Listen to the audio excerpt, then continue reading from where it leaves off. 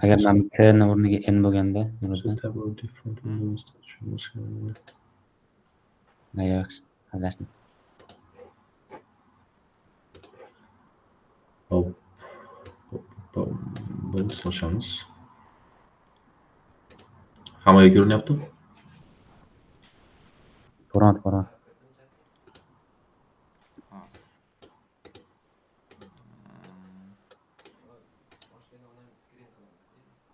Underline select so. Endi mana bosyapsiz Nima bo'ldi?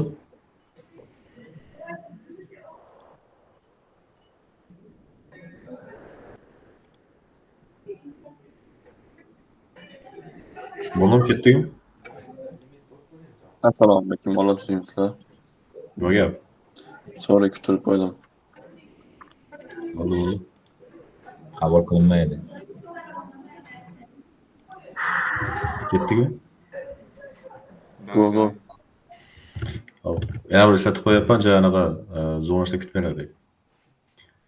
Artificial intelligence bu yerda class tushuntiryapti, pointlar, haftalar, skip.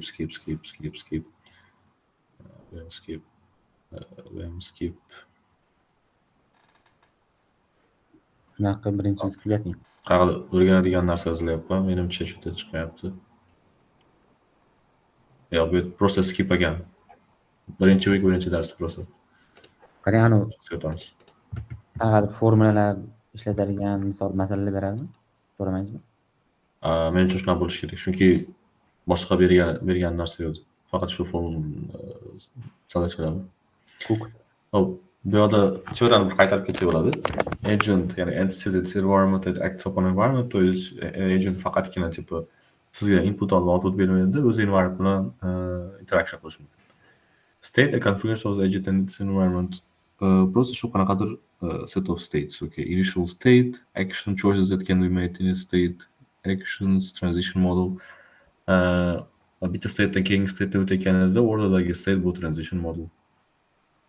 Well, state space set of all states reachable from the initial state by. Bu narsalar skip qo'yaylik, просто o'zinglar o'qib olasizlar, chunki bu teoriya ekan. Teoriya. Asosan anu formula bilan masalalar ko'rish yaxshi bo'lardi. Hop, bu yerda skip. Mash 3 tushmasmidi Javohir 3? 3 ko'raylik, bo'ldi.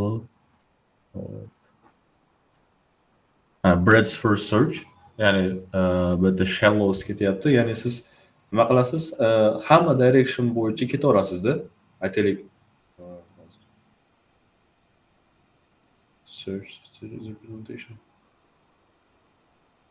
Hop, bu yerda depth first search deyapti. Bu birinchi depth ko'raylik. Aytaylik, bu yoqdan ketayotganingizda, aytaylik chapga burdingizda, depth first search dan bo'ladi. Aytaylik, bunaqa burilish kerak bo'lgan joyda kelganingizda, aytaylik, masalan, mana bu joyga kelganingizda depth first search dan bo'ladi. Siz tanlashingiz kerak, yoki bu tarafga yoki bu tarafga ketishingiz kerak. Aytaylik, bu yoqda tanladingiz, to'g'rimi? Ketyapsiz. Mana bu joyga keldingiz. Bu yerda yana tanlashingiz kerak, yoki chapga yoki o'ngga. Hop, siz yana tanladingiz, bu yoqqa ketdingiz. Bu yerda chiqish yo'q, to'g'rimi? Endi siz bitta shak orqaga qaytasizda, endi bu yoqqa borib ko'rasiz. Bu yoqda ham chiqish yo'q. Hop, endi aytaylik, bu yoqqa qaytdingiz, bu yerda boshqa bir qolmadi. Endi yana bitta orqaga qaytasizda, endi bu yoqqa ketasiz. Ketyapsiz. Bu yerda yana bitta choice qilish kerak edi. Endi siz buni tanladingiz, aytaylik, bu yerda hech narsa yo'q ekan, orqaga qaytdingiz. Bu yerda orqaga qaytganmiz. Endi bu yoqqa ketyapsiz. Hop, bu yerda yana choice qilish kerak. Endi siz bu yoqqa ketasiz. Endi menimcha shundaylar, to'g'rimi? Shunda faqat sariq tusdan yurish kerakmi? Yo'q. Eng kichkina ichida yuramiz. Adashmasam. Davom ettiramiz. Bu yerda selection random, ya'ni bu yerda hech qanaqa pattern yo'q. Qaranglar. Aytaylik, A'dan boshladingiz, to'g'rimi? Ketyapsiz. Bu yoqqa keldingiz. Sizda depth first search mana shuni ishlab chiqmasin, bu yerda depth first search. Siz bittasini tanlashingiz kerak, yoki bu yoqqa, yoki bu yoqqa. Lekin bu yerda imенно bu case hech qanaqa kriteriya yo'q, ya'ni berilmagan ham, berilmasa ham kerak. Ya'ni siz aytaylik, buni tanladingiz, hech qanaqa nima yo'q, rationality, просто random choice. Hop, bu yoqqa ketyapsiz. Bu yerda yana 2 ga bo'linyapti yo'q. Ya'ni siz yana choice qilishingiz kerak. Siz random choice qildingizda bu yoqqa yurdingiz. Assalomu alaykum, assalomu alaykum. Zo'r. Hop. Bu yerda tupik keldi, siz orqaga qaytasiz. To'g'rimi? Endi bu yerda choice qilganingiz, ana shu choice'ni yana bir soatdan qilasizda, endi boshqa tarafga. Siz ketyapsiz, bu yerda tupik keldi. Yana qoldingiz. Endi bu yerda tupik, yana orqaga qaytasizda, endi bu yerda choice qolmadi. Choice yo'q bo'lsa, yana ham orqaroqqa qaytishingiz kerak. Mana bu pointga. Endi bu yerdan ketyapsiz. Endi tasavvur qilaylik, bu yoqqa keldingizmi? Siz bu yoqqa yurdingiz. Ya'ni siz to'g'ri решение qildingiz, chunki bu yoqqa yurganingiz baribir tupik bo'lardi. Mana shu yoqqa keldingiz. Endi tasavvur qilamiz, shu yerda choice'ni pastga yurishga qildingiz. Pastga ketyapsiz-da, короче. Bu yerda tupik keldi. Xo'p, yana mana bu oxirgi pointga qaytasizda. Endi bu yerda bu yoqqa yurasiz. Yana choice qilish kerak. Aytaylik, siz buni tanladingiz va shunga ketaverasiz. Mana shu depth first search, ya'ni siz har bir bunaqa choice qilish kerak bo'lgan joyda aytaylik, save qilasizda, o'zingiz save qilib turib, keyin bitta choice tanlaysiz random. U o'xshamasa, keyin orqaga qaytasizda, ana shu save qilgan, eng yaqin save qilgan joyingizda keyingi choice tanlaysiz. Agar choice qolmagan bo'lsa, yana ham orqaroqqa ketasiz. Save qilgan joyingizga. Javob shunday savolda qanaqa berish mumkin? Bular masalan solve this maze using depth first search algorithm deyish mumkin masalan. Balki ko'rsatib berishingiz kerakdir. Inish steplar qanday ketishini. Yoki bo'lmasa просто so'rash mumkin. What is the difference between depth first search and breadth first search? Mana endi bu yerda breadth first search ketyapti. Hop, breadth first search nima? Endi bu yerda hamma directionda ketadi, ya'ni siz bitta narsani tanlamaysiz, hamma yo'ldan bosaverasiz. Men tushunib to'g'ri. Ya'ni bu yoqqa ketyapsiz-da, bu yerda choice qilish kerak. Siz choice qilmaysizda, просто bu yoqdan ham ketaverasiz, bu yoqdan ham ketaverasiz, keyin bu joyga yetgandan keyin ungacha bu yoqqa yetib qoladi, keyin bu yoqqa ketaveradi, bu yoqqa ketaveradi, keyin bu yoqqa. Ya'ni bu yerda hamma kletkalarni birdaniga ana shularga yuraverasiz. Ya'ni bu yerda bitta explore qilmasdan hamma birdaniga ketyapti.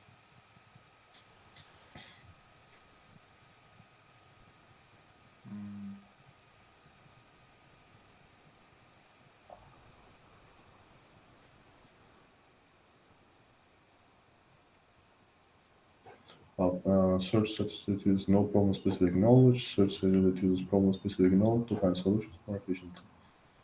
Grid-based search is a form of based search that expands first into the node with the lowest value, node that appears to the closer to the goal on the ground. The solution could be solution action.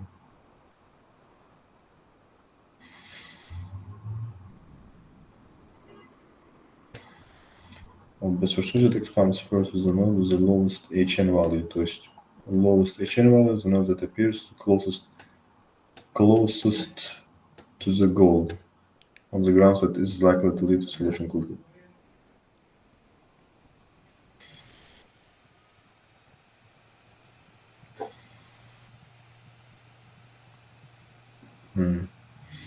Yani mana shu turyapti.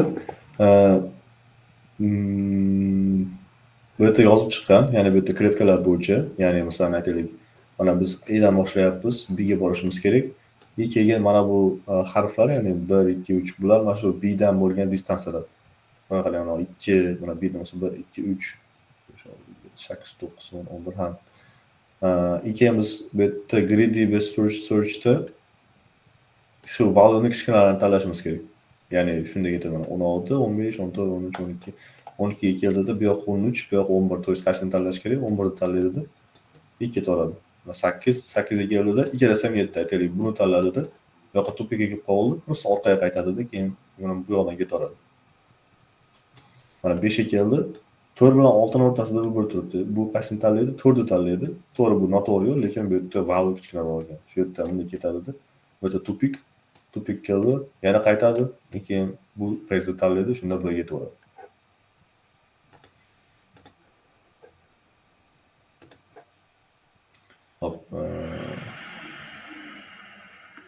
Ve de problem, greedy based search problem aytilgan, ya'ni ba'zi case'larda bu ishlamasligi mumkin. Aytaylik, mana shu yerda ko'rishingiz mumkin. A'dan ketayotganda 12, bu yoqda 13, ya'ni bu ko'rinishidan ko'rinib turibdi, ya'ni bu pass pastdagisidan ko'ra, sariqdan ko'ra short drop, lekin Buni tanlamaymiz. Nimaga? Chunki просто deydi best search bo'yicha bu tarafdan ketish kerak. Ya'ni bu yoqda 11 valyuta turibdi, bu yoqda 13. Qaysini tanlash kerak? 11 tanlash kerak. Shunday ketaveradi. Atak lekin aslida bu past to'g'riroq. Ya'ni bu really best search.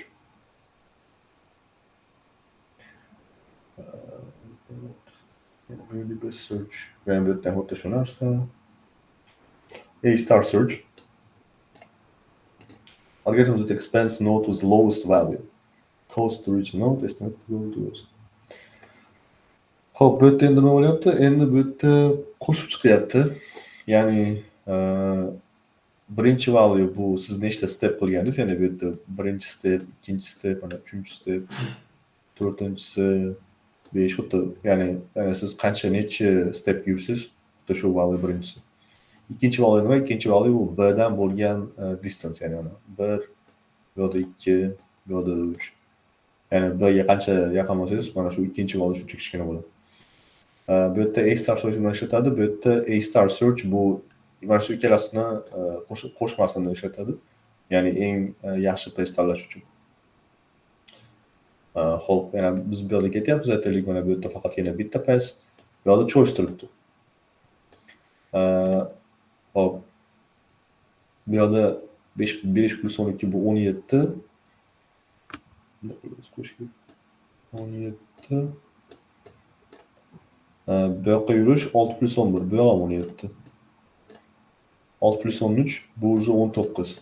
Qaysini tanlaydi? Tepedagini. Tepaga ketyapti. Aytaylik. Mana shu joyda hisoblab ketamiz. Ya'ni 7 ga 10 ni qo'shib, 8 ga 9 ni qo'shib, ya'ni qo'shmalarni hisoblab aytaylik, qarang. Bu yoqqa keldikda 15 plus 6 bo'lyapti.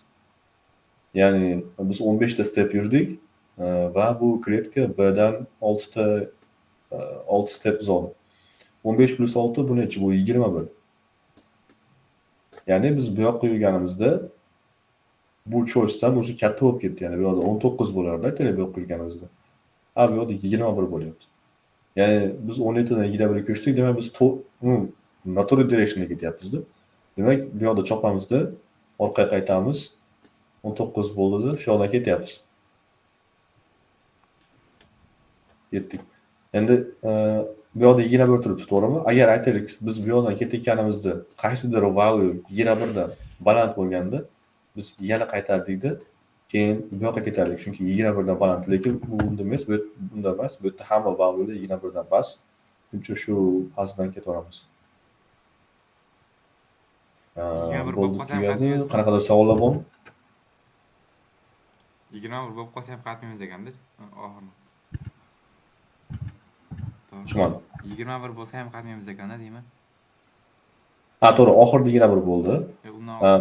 Balki 21 dan ham baland bo'lganda qaytardik. Johir. Qora chizilganlar nima bu? Qaytdi. Yo'q. Bu ya'ni sariqda bu o'sha biz yurgan pace, qora biz prosta biz ishlatmagan pace. Lekin agar teoriya buni ham ishlatishimiz mumkin edi, agar bu yaqinroq bo'lganda. Lekin xullas bu pace borligi. Bor, tushunarli.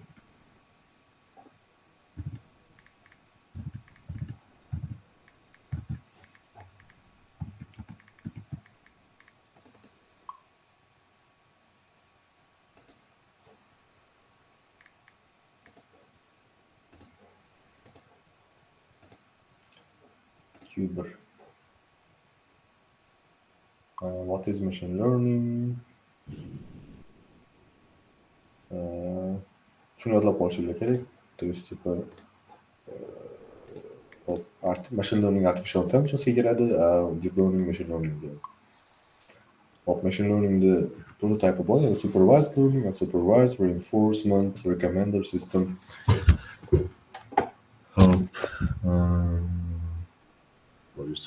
Skip. Classification problem nima? Ya'ni aytaylik sizga input berildi, ya'ni apple va bananalar. Bu sizning data setingiz. Ya'ni siz o'rgandingiz olmalardan va bananalardan bir-birini ya'ni bilish, ya'ni sizga qaysi rasm ko'rsatsa, siz shu rasmda yoki olma yoki banan deysiz. Va sizga qaysidir meva berilsa, yoki shaftoli berilibdi, siz uni apple qilib aytasiz, ya'ni bu bu statistical model, ya'ni eng qaysi birisiga yaqin bo'lsa shuni output qilasiz. Classification problem, regression problem. Hop, bu yerda qarang, bu yerda classification problem edi. Ya'ni menimcha nomidan ham bilinib turibdi, ya'ni classify qilasiz. Sizga qaysidir item beriladi va siz buni qaysidir gruppalarga classify qilib chiqishingiz kerak.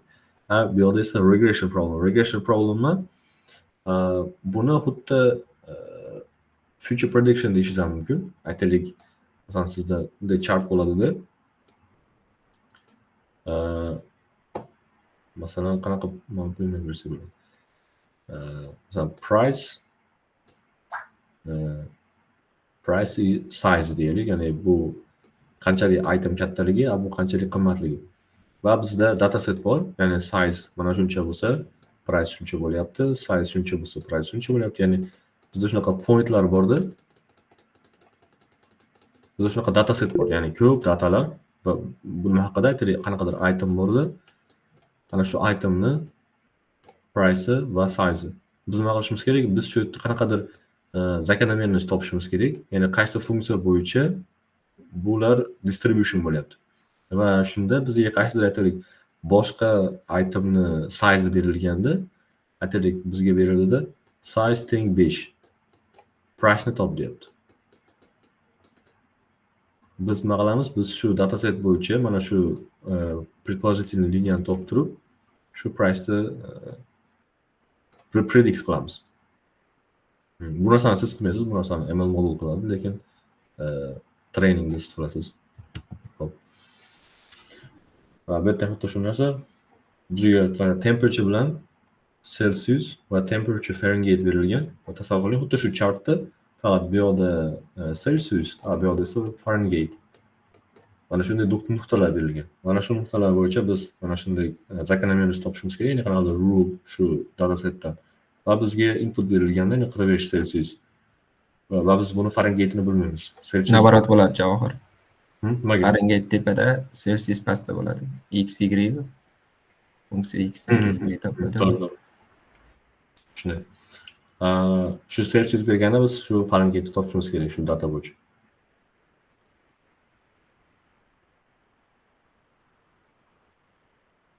Mana yana bir shunday eslatib ketyapman, bu narsani sizlar qilmaysizlar, просто bu narsani amal model qiladi.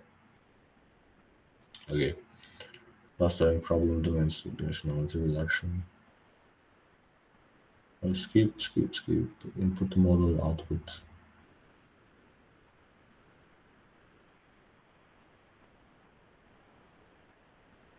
Dataset. Hop, bu yerda bizda dataset berilgan. Ya'ni menimcha oldin ko'rgandik, hozir temperature bilan temperature Celsiusda va Fahrenheitda.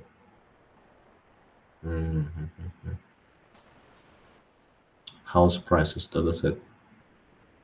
Bu yana dataset, ya'ni bu house prices.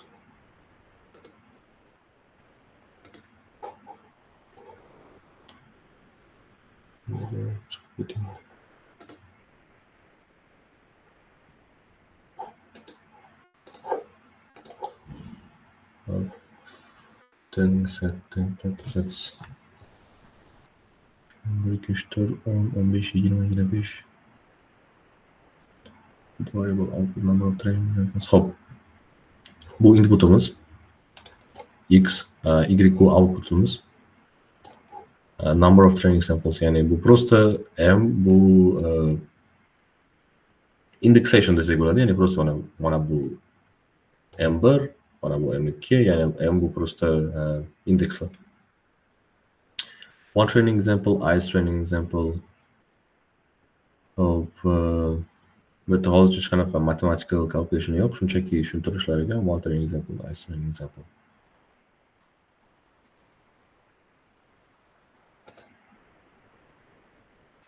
Hop, endi keldik. Hali aytganimdek, mana house prices yoki datasetga kelganingizda bu regression problem, ya'ni siz mana shu chart bo'yicha bitta prediction qilishingiz kerak va ko'rishingiz mumkin. Mana bunday line ketyapti-da, bu line nima? Bu line masalan buni function qilib interpretation qilsangiz bo'ladi. Aytaylik f teng 3x plus 2 deb, ya'ni shuni prediction'ni boshqa function sifatida qilishingiz mumkin. Va bu yerga xuddi shu narsani aytyapti. Mana bizga dataset beriladi va biz uni predict qilyapmiz. Buni qaysi formada qilamiz? Mana shu formada qilamiz. Bu formani nomi hop.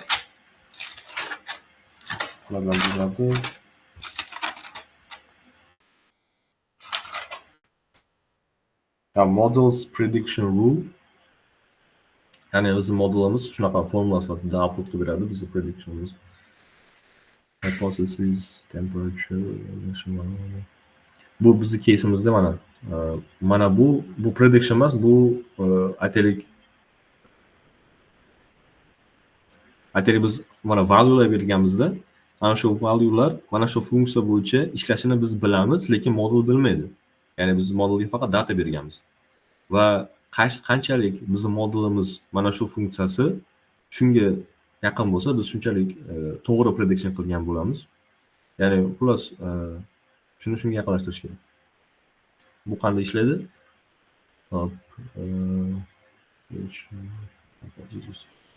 Butunmi boshqa narsa haqida gapirilyapti. Parameters.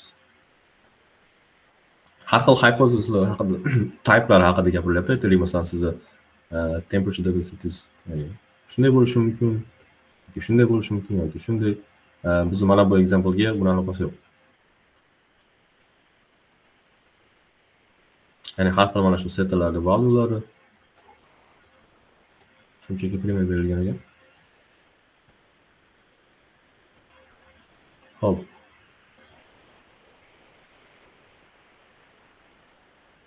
Biz ideyamiz, mana men aytganimdek, choose theta 0, theta 1 so that x is h0x, ya'ni bizni outputimiz, modelda outputi is close to y. Bu ya'ni biz bilgan formula, ya'ni biz bilamiz lekin model bilmaydi. For our training example. Minimize cost function. Bu yoqda formula bor edi, lekin cho'ta ko'rinmayapti hozir.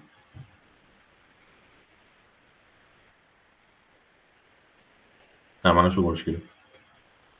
Mana shu formula shu yerda edi, lekin nimagadir bug bo'lib, o'zi PDFlarda anaqa bug o'tgan, chunki PPT dan nima qilgandi. Nima deyiladi? Xullas PPT dan PDF ga o'girgan va shunga ko'p narsalar chiziqlardan chiqib ketgan yoki yo'q qo'ygan shu. Animatsiya qilingan narsalar chiqmasa kerak. Ha, shunday bo'lishi mumkin. Mana bu yoqda ham masalan nimadir bordi shuda. Hop.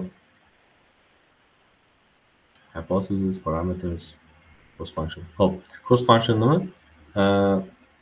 Mana bu h xi bu yerda nima deyilgani, bu yerda bizning functionimizni inputi va outputi. To есть x biz input qilamiz biz datasetimizdan любой valueni yoki datasetdan tashqaridan ham input qilamiz va mana shu output chiqarib beradi, ya'ni h function bizning hypothesis functionimiz.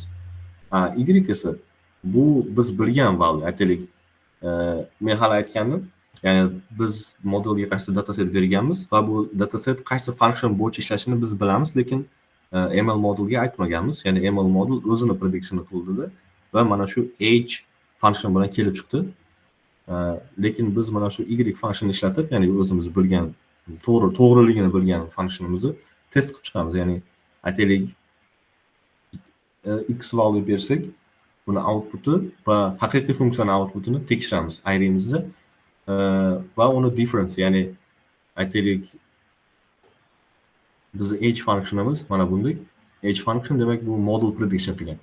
Lekin haqiqiy function esa mana bunday. Ya'ni bu y va bu yerda nima bo'lyapti? Bu yerda prosta qaysidir point tanlanyapti-da, x point.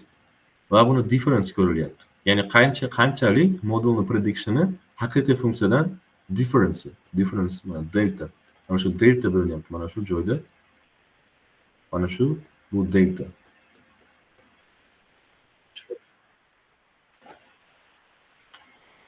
Hop. Mana bu functionmi? Bu ya'ni aytaylik, modelga biz data beryapmiz, ko'p data va model bizga xuddi shunaqa hypothesis qaytaradi. Ya'ni buni biz calculate qilamiz. Da. Hozir o'chirib yuboraylik kerak narsani.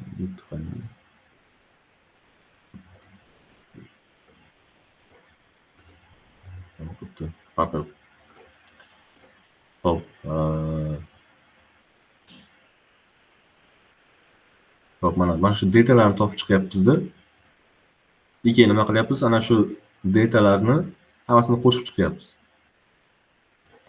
Ya'ni aytaylik, mana I1 dan M gacha bu nima degani? M bu hali aytganimdek, bu bizda nechta input data bo'lsa, bu M bu indeksирование, то есть shularni hammasini indeks chiqadi. Ya'ni birinchi data, ikkinchi data, uchinchi va так dalil. Keyin nima qilyapmiz? Ularni 2M ga bo'lyapmiz. Ya'ni bu average bo'lsa, lekin shunaqa qilib yodlab olsangiz bo'ladi. Ya'ni average 2M ga bo'lyapmiz, average tomoniga. Hop, hammasini o'chirib turib, buni qaytarib aytib chiqsam. Hop, ishlamayapti.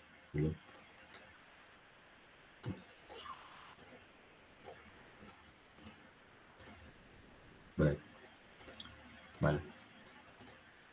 Hop, nima qilyapmiz? Aytaylik, hammamizda yana bir aytib chiqaman, ya'ni inputlarni beryapmizda, biz hypothesimizga bizga output beradi va haqiqiy function, ya'ni model bilmaydi, lekin biz bilamiz, shu function ishlaydi. Ya'ni bu test function desangiz ham bo'ladi.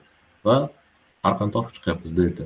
Va ana shu hamma datalarni topib chiqyapmizda va 2M ga bo'lyapmiz. Ya'ni biz по сути on average bizning modelimiz haqiqiy bo'lish kerak bo'lgan funksiyadan qancha uzoqda, shuni topib chiqyapmiz. Cost function shu J. Ya'ni bizning modelimiz haqiqiy bo'lish kerak bo'lgan funksiyadan qanchalik uzoqda. Mana goal minimize J. Mana bu narsalar nima bilmadim. Просто bug. Hop.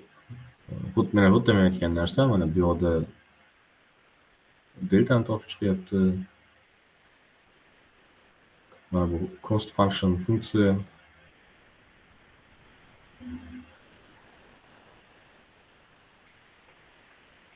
Javob formula berar ekan, so'radingizmi?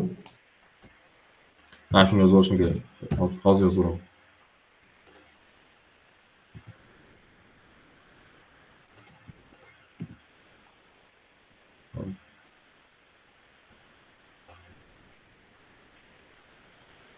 Qayerga tashlaganman? Ha, bo'ldi. Assalomu alaykum. Lekin inglizcha yozish kerak. O'zbekcha bo'laversa kerak. Ekran share qilamiz, ham ko'raylik. O'zbekcha yozavering, biladi. Secret chatlar chiqib qoladi. Onlayn turadilar shunga aytdi. Uydagilar eksa bosmasada. Formulas. Will we have formulas on Bilolxon aqlli. the exam? Gapir Bilolxon. Gapirmaylar. Assalomu alaykum. Will we have formulas on the exam? Will we have formulas provided on the exam?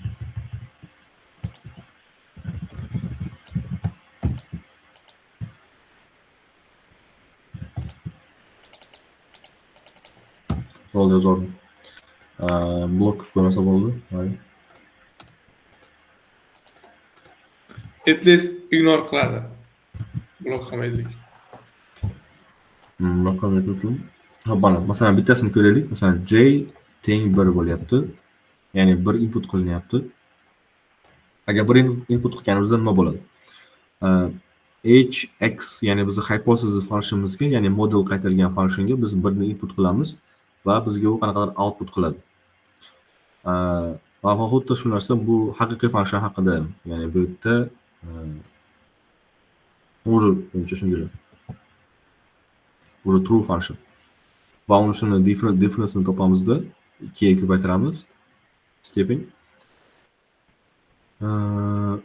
Va xuddi shu narsani butun model uchun qilib chiqish kerak bo'ladi. Ya'ni har bir indeksatsiya input uchun mana shu bir input qilib, aytaylik bitta mana hypothesis function aytaylik birinchi case'da 1 qaytaribdi, ikkinchi case'da 2, uchinchi case'da 3. va haqiqiy function birinchi case'da bu ham 1, 2, 3 qaytaradi. Biz ularni ayiramiz. Bu yerda 0, 0, 0 chiqadi va ответ 0. Bu 0 bu nima degani? 0 degani bu bizni hypothesis functionimiz haqiqiy functionga bir xil. Shuning uchun 0. Ya'ni difference просто 0. Bu zo'r output degani.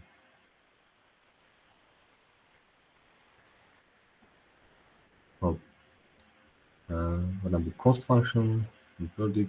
Goal minimize, outline start with sum. Bu prosta biz datamiz 3 ta. Masalan, nechagacha hisoblaysiz? M bu indeks, ya'ni nechta sizda data bo'lsa. Ya'ni bu yerda M 3 ekan, ya'ni 3 ta data bor ekan, ana shu 3 tani input qilyapti.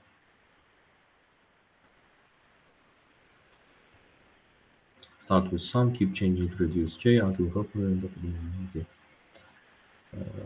Hop, bu yerda ana shuni illyustratsiya qilgan.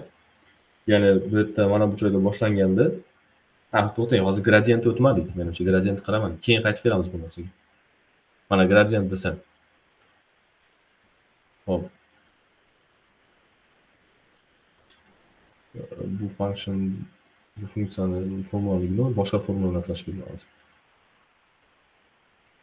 Mana. Yana qaytib kelamiz. Hozircha shuni deb screenshot qilsam, kechirib qo'yamiz keyin.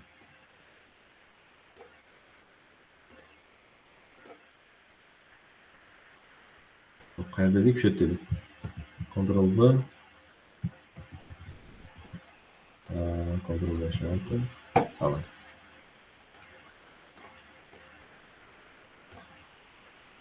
Mana shu function xullas gradient descent. Gradient descent nima? Tak, stop. Yo'q, bo'lmas ekan. To'xtanglar. Unda bitta savol bersam bo'ladi. Hop. Professor даже qaysi masalaga ko'p tushunishni ham aytmagan. Nima haqida tipajlar? Aytgan. Men yo'q menimcha. Abror aytgan demaganda ikki nimaligini. Kecha Hop, javob turadi, dalpoyoq qisib tur. Gruppaga tashlab qo'yaman men. Shunaqa degan bo'ldi. Bo'ldi, Aytgan desa. Hop.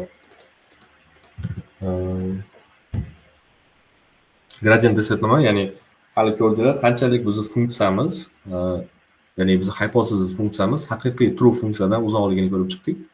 Va buni shunga qarab fix qilsa bo'ladi.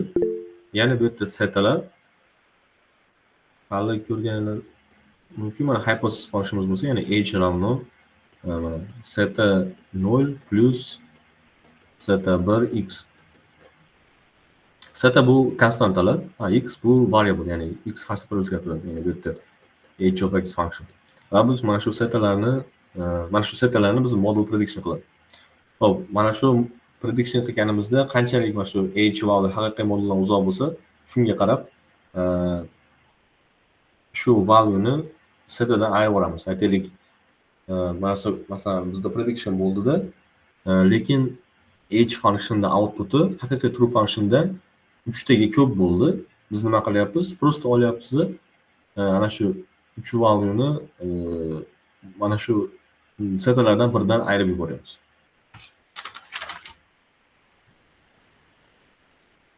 Mana bu yerda cross function, derivative part. To'g'ri. Ayirishdan oldin bizda bitta narsa bor. Mana bu yerda alfa. Alfa bu nima? Alfa bu konstanta. Bu alfani o'zimiz tanlaymiz. Ya'ni mana shu setadan difference'ni ayirishdan oldin biz o'zimiz tanlashimiz mumkin. Uni ko'paytirish mana shu valuega. Xo'p. Bu yerda alfani nima keragi bor? Agar alfani katta tanlasanglar, biz mana shu setadan juda ham katta valyularni ayiramiz va aytaylik tezroq yetib boramiz. Masalan, mana bu h function bo'lsa, mana bu esa haqiqiy function aytaylik y. Shuncha difference bo'lyapti. Agar bizda alfa katta bo'lsa, biz masalan aytaylik birdaniga sakrayamizda, birdaniga mana bu joyga tushib qolamiz. Maksimalga yaqin, to'g'rimi? Lekin bu yerda problem bor. Alfa juda katta bo'lsa, biz вообще pastga tushib ketishimiz mumkin. Aytaylik mana bu joyga. Agar alfa kichkina bo'lsa, mana o'ta o'tib ketishingiz, aytaylik goaldan bu overshoot deyiladi. Overshoot teoriya.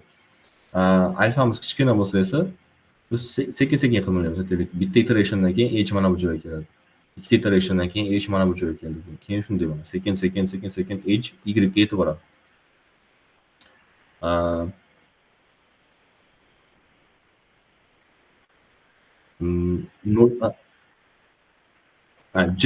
Agar qanchalik j kichkina bo'lsa, shuncha biz yaqinlashganimiz deyilamiz. Hali aytganim, j bu shu hypothesis function va true functionda valyularni nimasi subtraction.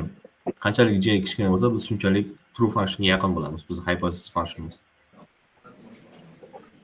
Ya'ni har safar mana shu difference-ni alfa ga ko'paytirib, setidan ayirib ketaveramiz.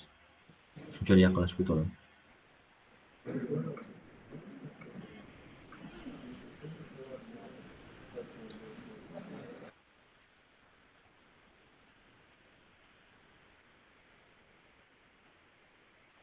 Mana alpha is too small, gradient descent can be slow. Aytaylik, mana bu joyga boshlanganda, mana pastga qarab sekin qadamma-qadam ketyapti.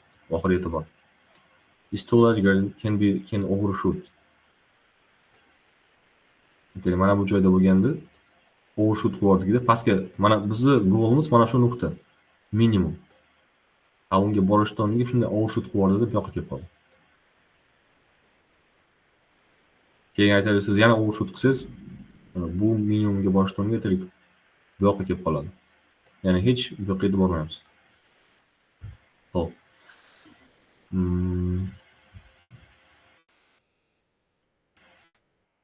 Так, slow it's local optimal current value, blah blah. Gradient descent can converge to local minimum.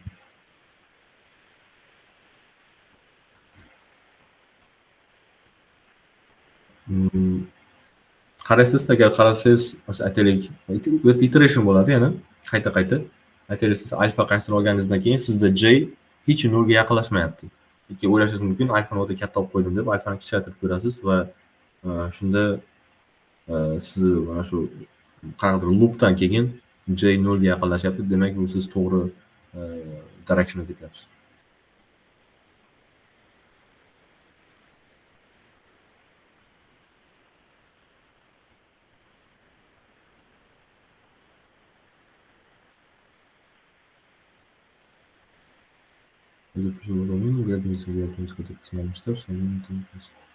Temperature dataset,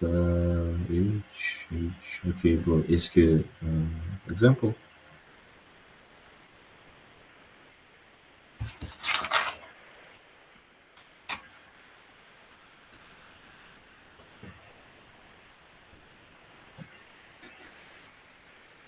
Gradient descent algorithm.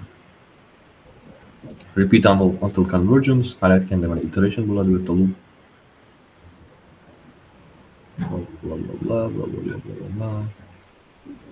Formula.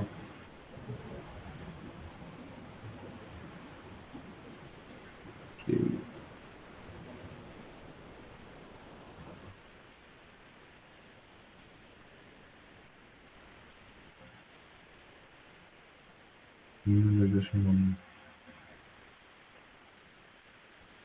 Qaytarish bo'larkan.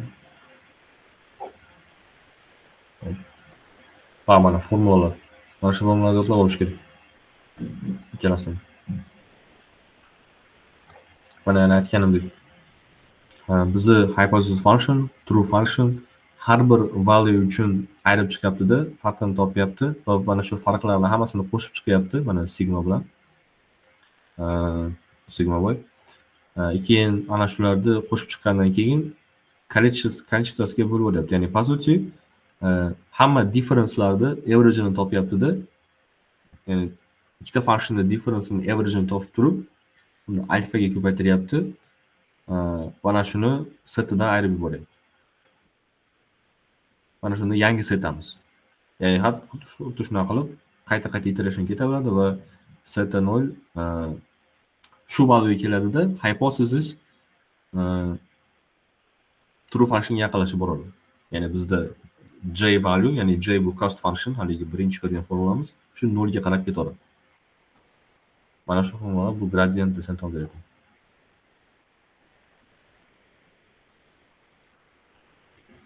H0x J zeta 0. Johir yodlash kerak bo'lgan formulani screenshot olib grupga tashlab qo'ying.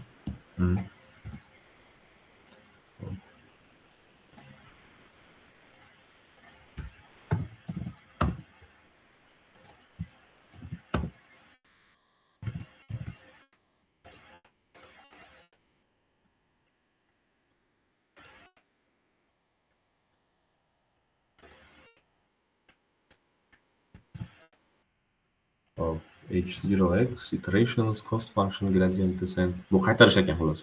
Mana shu butun screen.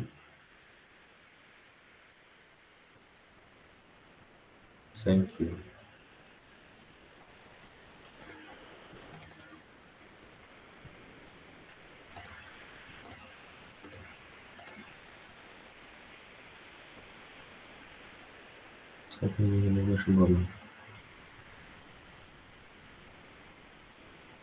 Hop. Bizda dataset berilgan, yana temperature Celsius va temperature Fahrenheit. Mana bu bizni hypothesis function model bergan. Uni formulasi h zeta 0 zeta 1x.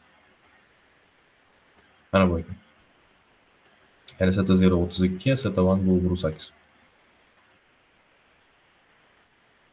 Dataset hypothesis.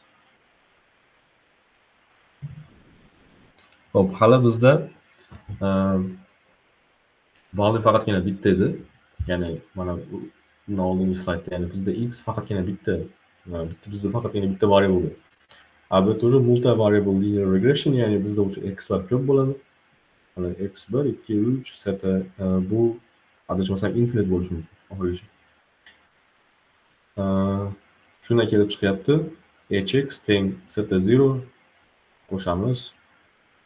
Ya'ni har bir zetani ana shuni o'zini respectable x ga ko'paytirib hammasini qo'shib chiqyapti shu sigma yordamida. Ya'ni bizda data setimiz уже oldin ikkita kolonna xolos edi, endi hozir o'sha to'rtta. Hypothesis, loss function. Hop, endi bizda hypothesis function shu ko'rinishda, ya'ni o'sha ikkita emas, ko'p parametrlar. Loss function xuddi shunday qolyapti. Professor yozib yubordi bolalar.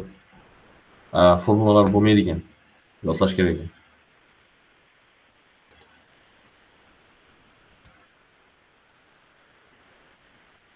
J zeta teng bo'lgan ekan.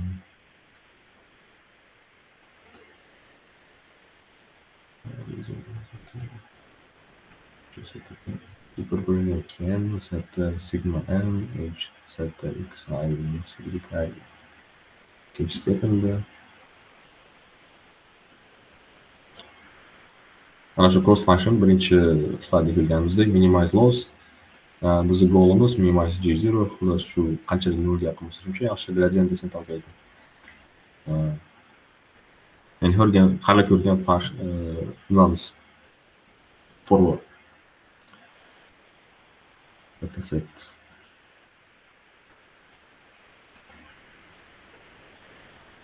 Hop, bu yerda уже matrica ishlatilyapti.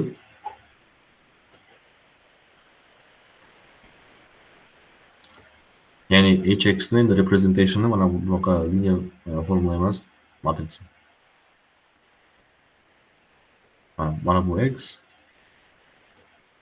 bizning setalar va y. Bu yerdagi setalar bu shunchaki example, ya'ni bu yerda bu narsa har doim bunaqa bo'lmaydi. Random vallar berib qo'ygan. Endi shularni hisoblab chiqyapti. Bizning hypothesis bu x, bu seta ikkalasini ko'paytiryapti. Ya'ni ko'paytirganda mana esinglarda bo'lsa, masalan 0 ni 1 ko'paytiramiz, 0 ni 10 ga, yana 0 ni 12 ga, ya'ni bu yoqqa bo'ladi. Bu yoqqa, bu yoqqa, bu yoqqa. Va hammasini qo'shib chiqish kerak bo'ladi. Va xuddi shu narsa har bir line uchun. Endi sizlardan chiqqan bo'lsa matrix multiplication, chunki buni olasizlarda bunaqasiga o'girasizlar. Keyin shuni bitta mana shu matrisaga ko'paytirib chiqasizlar. Va qo'shish kerak bo'ladi har bir valni. Bu yerda xuddi shu narsani qilyapti. Logichno hamma yo'q 0 chiqadi, chunki hammasini 0 ga ko'paytirib chiqyapmiz va qo'shib chiqyapmiz. Bu 0 bo'ladi, bu yerda ham 0, 0, 0, 0. Bizda initial prediction, ya'ni bizda boshida hx 0 larga teng. True function esa mana shunday. Ya'ni bu true function, bu esa hypothesis output.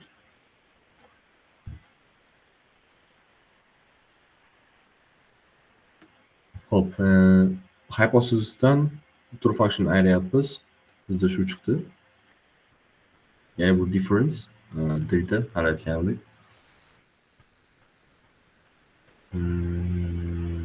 Mana shunda loss function yoki cost function nimagadir professor ikkalasini interchangeable ishlatar ekan. Yoki loss function yoki cost function. Hop.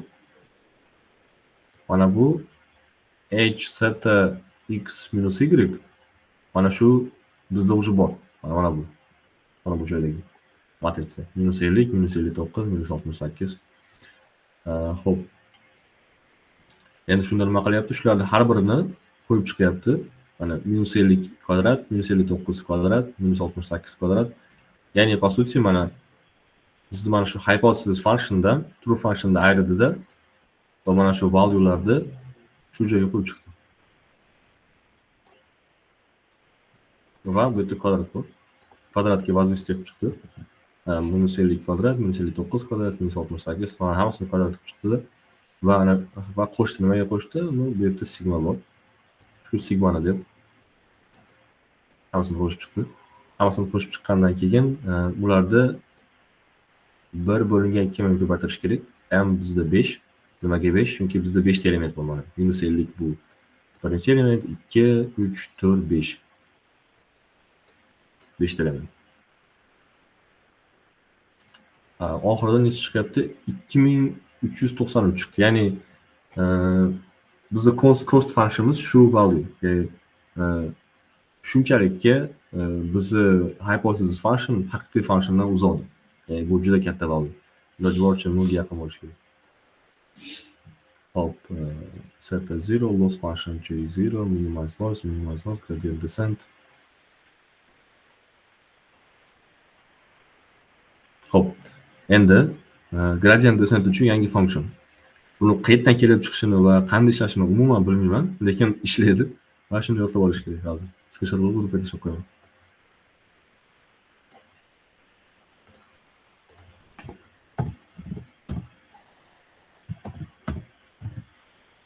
Hop. Xullas shu formulani ishlatyapti endi gradient descent uchun. Ya'ni setani har safar update qilish uchun shu formula orqali update qiladi. Mana pastda ko'rishingiz mumkin. Seta teng mana seta 0, ya'ni hozirgi value, bu yerda hammasi 0. Bundan ayrimiz alfa, bizda alfa nechiligini yozyapti. Ko'paytirilgan 1/5, 5 chunki bizda 5 ta element bor va x ni transpose qilyapti. Quick guide, ya'ni transpose bu nima? Aytaylik bizda mana 1, 2, 3, 4 matritsa bo'lsa, uni transpose qilish kerak bo'lsa, biz nima qilamiz? Aytaylik, masalan 1 bu koordinatasi nechi? 0, 0, to'g'rimi? 2 niki 0, 1, 3 niki 1, 0, 4 niki 1, 1. Ya'ni shu koordinata yana bu yerda 0, 0, 0, 1.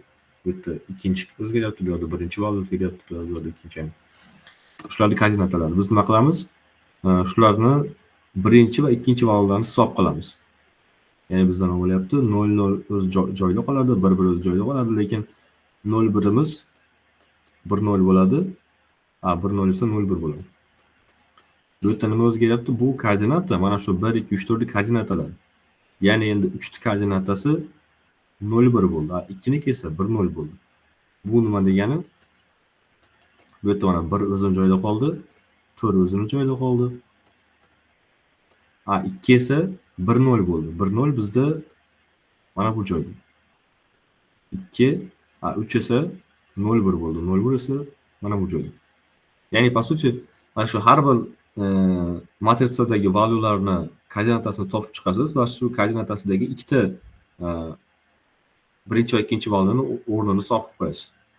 Ana shu valueni yangi koordinatasi bo'ladi. Menimcha hammaga tushunarli savol bo'lsa aytinglar. Xo'p. Mana shu bizni x ni transpose qilamiz, uni ko'paytiramiz. Bizni hypothesis function'da output'i bu joyda shundan ayryapmiz. Bizdagi true function output'i. Bu yerda ayirdik, uni ko'paytiramiz transpose'ga. Mana shu matrisani transpose qilib chiqdi.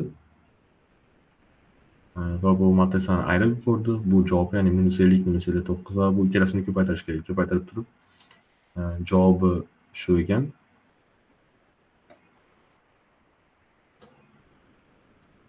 Bu javobi uni ko'paytiramiz 1/5 va alfaga ko'paytiramiz va 0 matrisadan ayirib yuborish kerak bo'ladi. Mana alfa bu yerda berilibdi. 0.00001. Javobi shu chiqdi. Ya'ni bizni yangi seta value'lar mana shular. Biz mana shu formulani ishlatdik. Mana bu yerdagi formulani. Shuni yodlab qolish kerak. Gruppaga tashlab yubordim. Xo'p, endi bizda yangi seta bor, ya'ni yangi parametr, hypothesis uchun yangi parametr. Bu degani biz yana yangi j topishimiz mumkin. J bu cost function, ya'ni qanchalik bizni hypothesis function uzoq haqiqatan. Biz j ni yangi hisoblaymiz. Yana xuddi shu ish. Xo'p. H function topish uchun x functionni setaga ko'paytirib chiqish kerak. Mana bizni yangi setalarimiz, uni o'tgan slaydda topgandik. Va bu x valuelar. Ular berilgan bo'ladi. Demak, mana shu hypothesis functionda output'i shu 34.473, ya'ni nimadir. Bu output mana bu joyga ketadi. Hypothesis function. Xo'p, endi bularni difference topish uchun mana biz hozir topgan valuelardan true functionda outputlarni ayirib chiqdik. Ya'ni bu mana bu joy uchun. Endi biz nima qilishimiz kerak? Endi shuni kvadratga ko'paytirib, hammasini qo'shib chiqishimiz kerak. Seta bo'yicha. Mana xuddi shu narsa, mana valuelarni har birini kvadratga ko'paytirib qo'shib chiqyapti. Va mana bu joyda 1 bo'lingan 2 ko'paytirilgan 5 ga ko'paytiryapti. Ya'ni 2 bu doim shunday, 5 esa nimaga 5? Chunki bizda 5 ta element bor. Mana bu joyda 1, 2, 3, 4, 5. Va javobi 62. 62 bu nima? 62 bu j functionning valuesi. J function nima? Bu qanchalik hypothesis function y functiondan uzoqligi. O'tgan safar birinchi calculationda 2000 necha ham chiqqandi? Mana 2393. Endi esa 62 625. Ya'ni har safar biz gradient mana bunday qilyapmiz. Mana j function ishlatyapmizda, keyin gradient descent qilyapmiz, keyin yana j function ishlatyapmiz. Shunda j function kichirayapti. Ya'ni biz borgan sari true value ga yaqinlashyapmiz. Endi hozir bundan keyin yana gradient function ishlatamiz, keyin yana j function ishlatamiz. Shunda borgan sari yaqinlashib ketadi. Biz xuddi shu narsa qilyapmiz. Mana iteration 1, iteration 2, iteration 3. Borgan sari j function yaqinlashib boraveradi.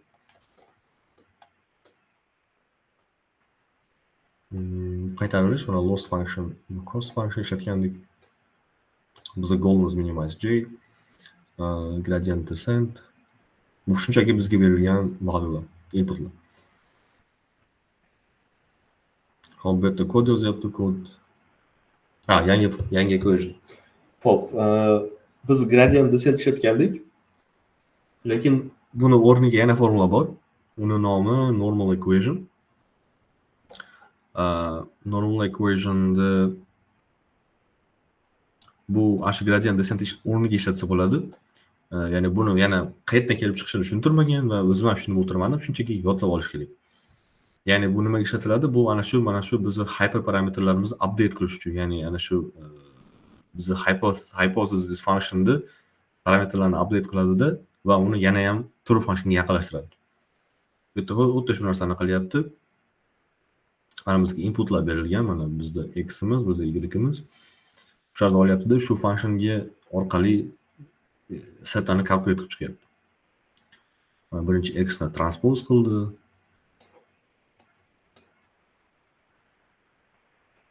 Xullas bu mana transpose. Uni x ga ko'paytirdi. Uni keyin -1 qilib chiqish kerak. Xuddi shu calculationlarni qilib chiqdi xullas. Oxirida shuni valyuni oldi.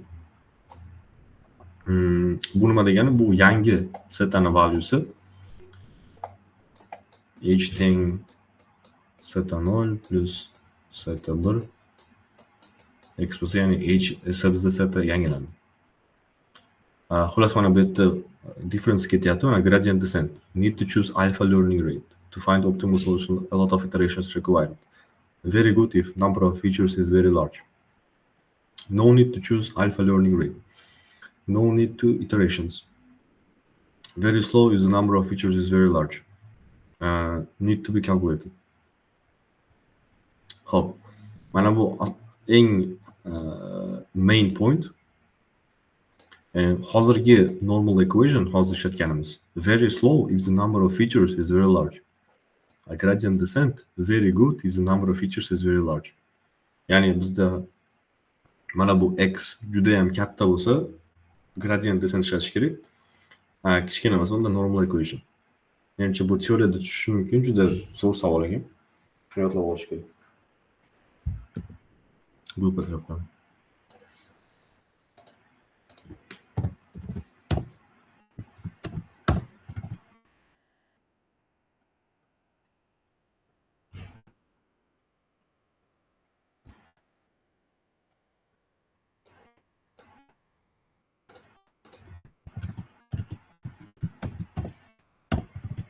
Hop.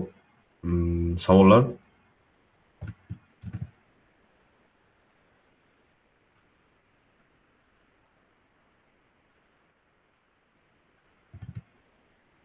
Tushunmaymiz deya savolga yo'q javob bor. Qayerga tushunmadingiz? Yana sekada tushuntiraymi men ham. O'sha formulalar juda ko'p ekan. Mayli. Hozir nechta bo'ldi? Hop, cost function bor. Gradient descent, normal. Keyin hozircha 4 ta formula xolos aslida. Aslida Endi ikkinchi haftada xotiram aslida relativ hammada shu ahvol. Shu bilan qilasa oladi bo'ldi.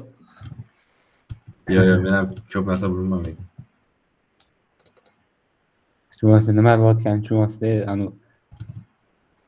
harflar qayerdan kelib turganini.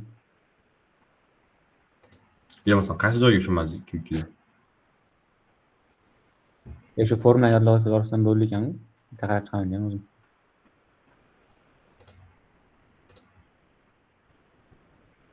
Shu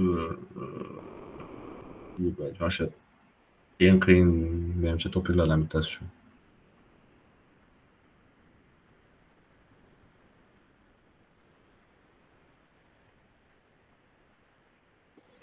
O'zi ham qo'z ko'ryapsiz. Hammasi qiyin, shulardan bittasi mana shu.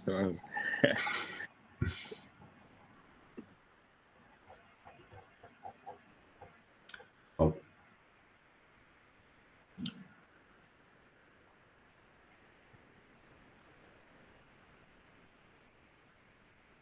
Juda menga ham o'tanish ko'rinyapti, lekin-chi, birga o'rganamiz shekilli bo'lsa.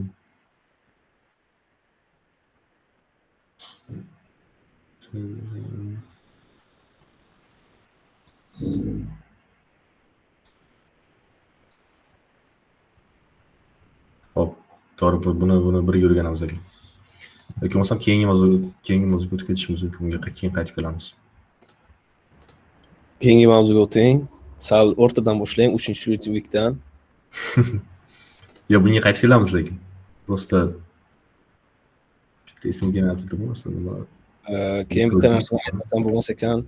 Haligi Bilorxon ana u profilida nima u? Qanaqadir Ha? geyskiy ism qo'ygan. Bilorxonni Da geyski rasm. detskiy emas, geyskiy dedim. Men ham shunaqa dedim. Sizlar nima qo'ygan? Ikkalasi ham mayli. Davom etinglar. Hop. Oxiri tan olishga majbur qilasiz.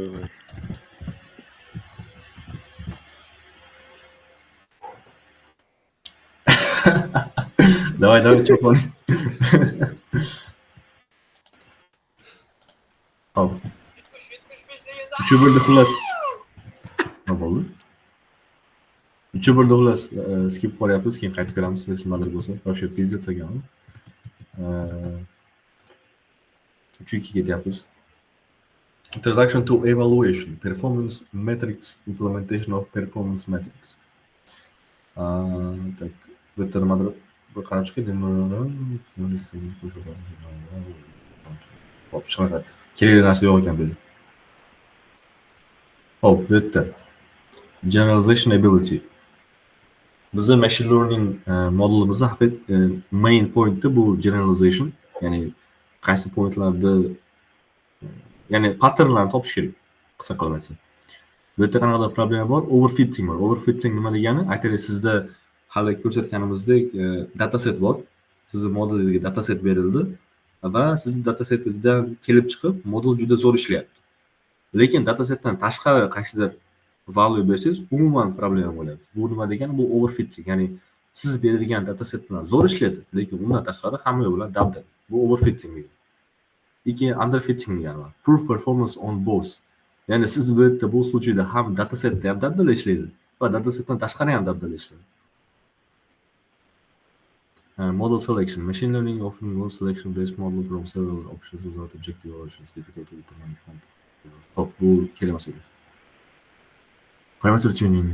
Hyperparameters that need to optimize evaluation processes. Okay.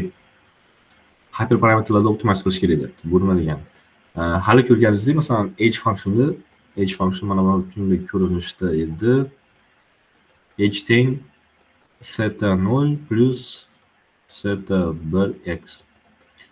Hyperparameter nima degani? Hyperparameter mana shu. Parameter esa mana shu. Ya'ni x bu parameter, theta bu hyperparameter. Nimaga? Chunki x bu men o'zim tushunishim bo'yicha bu shunchaki variable, ya'ni har safar bu narsa sizni datangizdan input qilib chiqib turib calculate qilasiz. Hyperparameter desa bu tipa constant, ya'ni bu nima desam bo'ladi? Buni calculate qilib turib o'zgartirasizda, ya'ni bu random parameter qo'yib tashlamaysiz. Qaysidir calculationlardan kelib chiqib, buni o'zgartirib, ya'ni qanaqadir buni valuesini ortida qanaqadir sizning o'zingizning rational decisioningiz bor, ya'ni evaluate helpless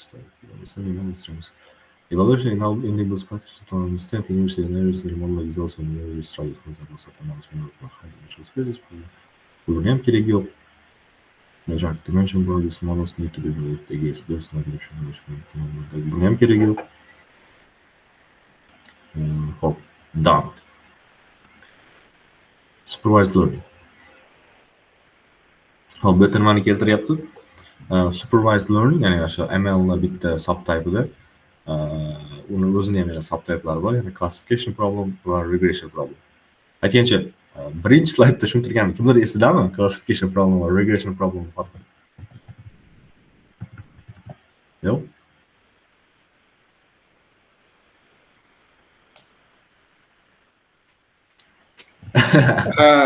Temperature turganda Fahrenheit bilan Celsiusda. Xullas, regression problem sizga ko'p datasetlar beriladi, ya'ni aytganlarim nima bo'lsa, bu qaytarilish qilib ketadi, video bo'lmasa. Ko'p data turadi. Siz bunday funksionni topasizda, ya'ni sizga qaysidir yana data berilganda, shu предположительно shu chizuv bo'yicha shuni ular predict qilishingiz kerak. Shu regression problem. Classification problem bu nomidan yo'qlab qolsanglar bo'ladi. Shunchaki shu classify qilishingiz kerak. Aytaylik, sizga qaysidir item berildida, bu qaysi gruppani itemligini topishingiz kerak bo'ldi. Hop. Xullas, classification problem typelari, ya'ni bu yechimlari logistik bu yana hammasiga qaytish kerak bo'ladi. Bu yerda buni shunchaki keltirib ketadi. Qancha yodlash kerakmikin buni, lekin menimcha yodlash kerak aslida. Endi shu narsalarga shu classification problemni yechimlari bo'lsa bu, ya'ni bu regression problem yechimlari bu ana shu yechimlarni benchmarklari. Confusion matrix, accuracy, precision, recall, F1 score, mean square, bular shu benchmarkni nomladi. Qanday evaluate qilish kerakligini bo'yladi nomladi. Orqaga qaytib shuni screenshot olib tashlab qo'ying grupga. Shuni? Da, shuni.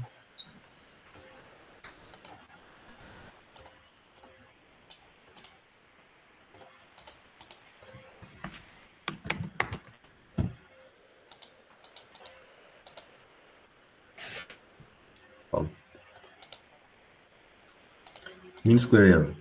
Adashmasam tashi просто formulalar bitta keltirib chiqyapti. Mean square error measures the average of the squares of the errors. Xo'p.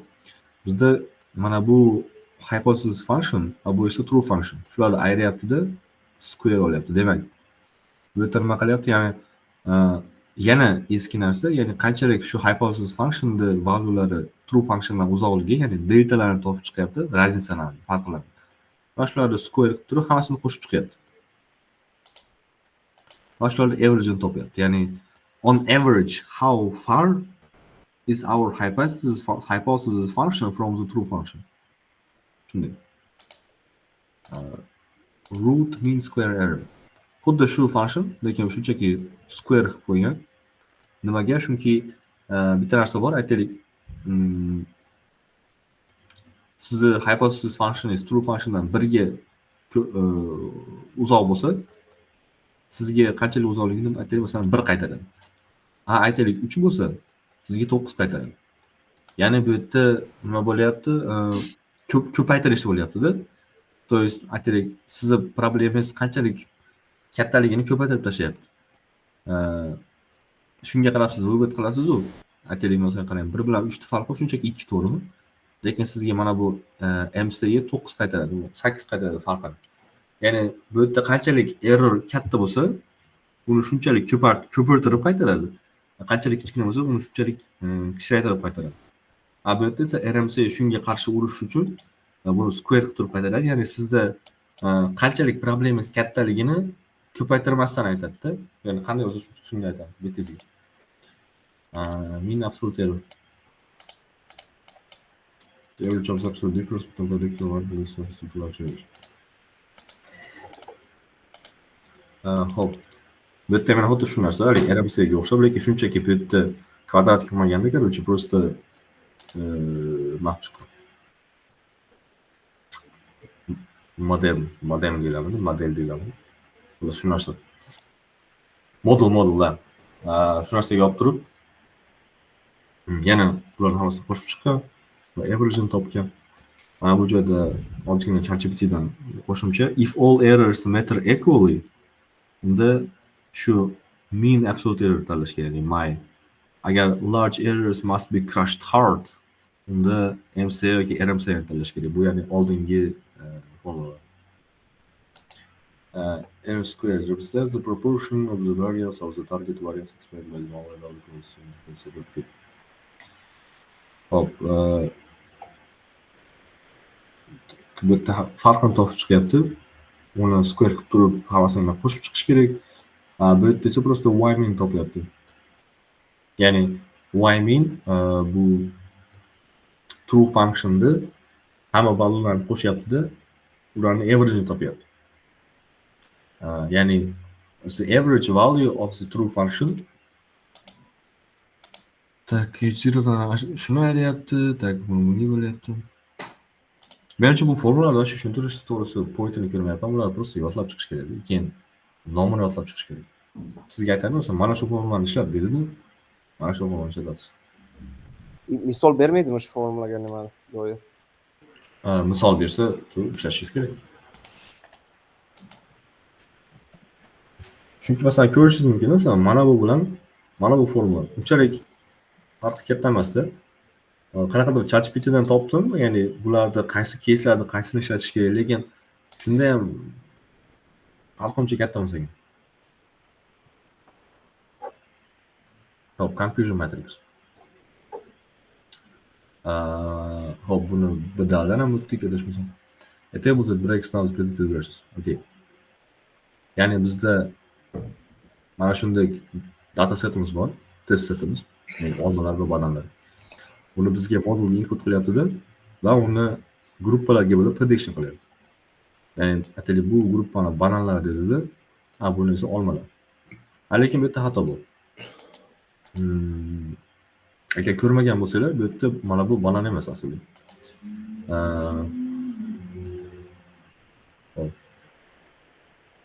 Va shuni classification uchun confusion matrix ishlatiladi.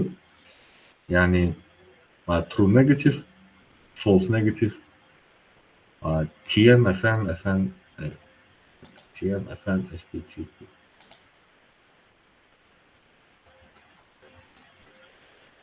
Plus mana shu hozircha mana true, false, false, true. Hop. Avvalgi predictionimiz. Bu yerda banana deb turib bitta olmani predict qilgan. Lekin 4 ta bananani to'g'ri predict qilgan. Bu nima degani? True pozitivlarimiz 4 ta. Ya'ni mana bu true positive, mana bu true positive. Lekin false positive esa bitta. Mana shu banan, olma. Banan 1. Ya'ni bananlarda to'g'ri predict qilgan. Olma desa noto'g'ri. Shuning uchun ba'zi mana shu professor bananlarni negativ qilib olibdi. Demak, biz bu yerda ham negativ ishlashimiz kerak. Ya'ni banan bu true negativ. Bitta olma esa bu false negativ. Unda Apple ga tushsak. Ya'ni ikkita bananni Apple qilib predict qilgan. Bu degani bu false positive. 3 ta olmani olma qilib predict qilgan. Demak, bu true positive. Ya'ni по сути mana bu ikkita edge bu true predictions. Ya'ni true bananlar, true olmalar. Bularni diagonallari bu просто false predictions. Ya'ni olmadan tepada qarasangiz bu просто false olmalar. Bu yerda esa false bananlar. Hop, shularni measurelarni har xil tiplari bor. Accuracy, ya'ni qanchalik sizni predictioningiz correct degan. Bu yerda просто общий correct predictionsni total predictionsga bo'lasiz. Ya'ni accuracy uchun mana shu diagonalni ikkita tarafini olasizda qo'shib turib bu yerda 7 bo'lyapti. Lekin bizda общий prediction bu 10. Общийsini olasizda 10 ga bo'lasiz 70%. Ya'ni 70% predictionlarimiz bu to'g'ri chiqqan. Ya'ni 4 ta bananni, ya'ni 4 ta bananni predict qilgan, 3 ta olmani olma deb predict qilgan. Qolgan hamma predictionlar bu вообще random. Hop. Keyingisi precision. Precision'da qachon tanlash kerak? If false positives are costly, ya'ni hamma pozitivlar true bo'lishi shart bo'lsa biz uchun. Biz hamma true pozitivlarni yig'amiz va uni bo'lamiz true positive plus false positive. Ya'ni what percent of positives are actually positive degan savolda bu yerda precision. Ya'ni bananni ya'ni qaysi which percent of bananas which we predicted as bananas are actually bananas.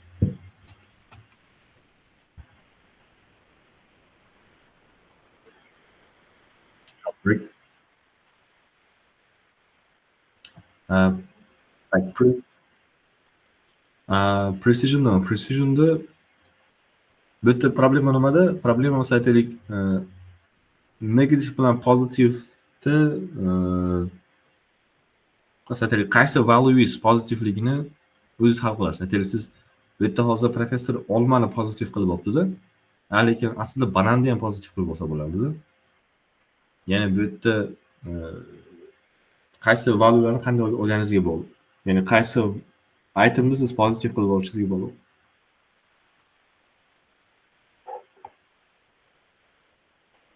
Da, attack precision adashmasam faqat shu pozitivlar qiladi. Hop, recall sensitivity. Recall qachon ishlatish kerak? If false negative is costly. Ya'ni iloji boricha false negativdan ketish kerak. Hop, true positive, false negative. Tushunasizlar? 3 true positive. Bo'lingan false negative. 1.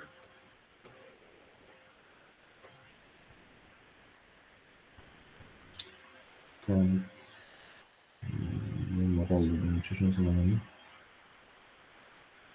F1 score. Harmonic mean of precision balances trade-off between precision and recall and is useful in the signal measures that transformers. Dash implementation. Hop. Bu slaydlarda ko'rishingiz mumkin, ya'ni bu yerda unchalik tushuntirgan narsa ko'p bo'lmadi. Shunchaki bu yerda eng asosiysi hamma formulani yodlab chiqish kerak. Ana shu formulalarning nomini ham yodlab chiqish kerak.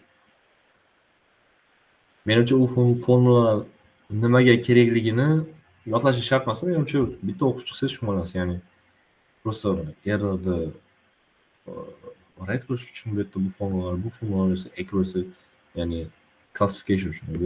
Bu regression va classification. O'zi asosan teoriya bo'yicha savol beradimi? Misol ichish kamroqmi? Shuni bilmadim lekin. Abror tashladi, adashmasam grupga qo'ygan nimada.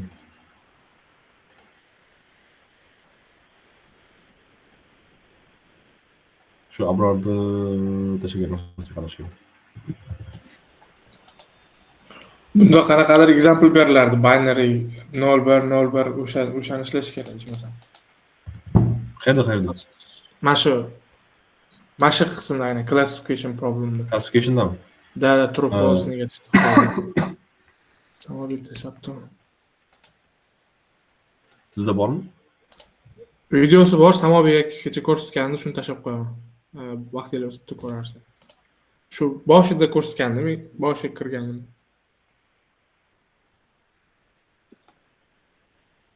Javohir, hozir logistic regression nimaga skip qilib ketdik?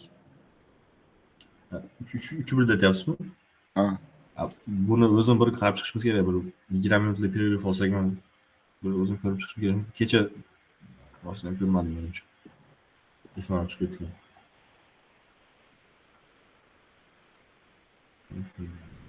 Lekin uchtasini eslab qolsam. Davomda pererv olamiz. 11 ta boshlaydi. Regression, classification, logistic regression. 10 yillikda boshlaydi. Mana shu 3-1 ko'rib chiqdik, bu yana qaytadi. Qolganini ko'rib olganmiz, Johir. Hop. Где-то 6-o'tgacha qarab chiqdim, полностью. Yetti tushmaydi, to'g'rimi? Random forest ikkalasiga ham. Shuni bilmadim lekin. SVM bu ham. Menimcha tushadi degan. Neural network keyin bo'lib ketadi, biroq u shuncha narsa. Linear regression bu regression uchun, Neural network tushmaydi degan o'zi aytgan. Ha, yo'q. classification uchun. Va oxirgi classification uchun bu Nechinchi week u neuron? 7 ustoz. 5-chi week ham tushmaydi degandi-da. Yo'q, Kamroq tushadi, asosan 6, keyin qolganlar. mana shundan bitta tushadi-da, mana shu PSA. Misol tushadi degan menga so'ragan dars. Lekin qiyin narsa ekan, realni. Instruksiyasini o'rganib olish mumkin. Moganda qiyin ekan shu PSA. Ha.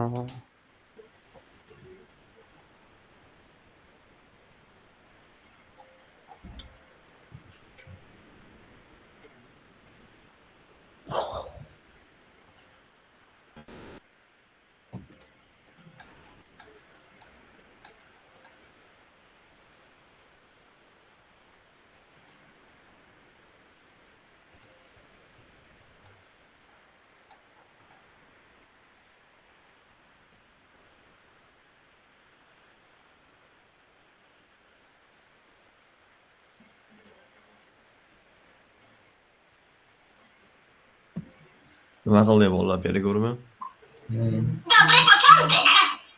Voy bala. Meydu.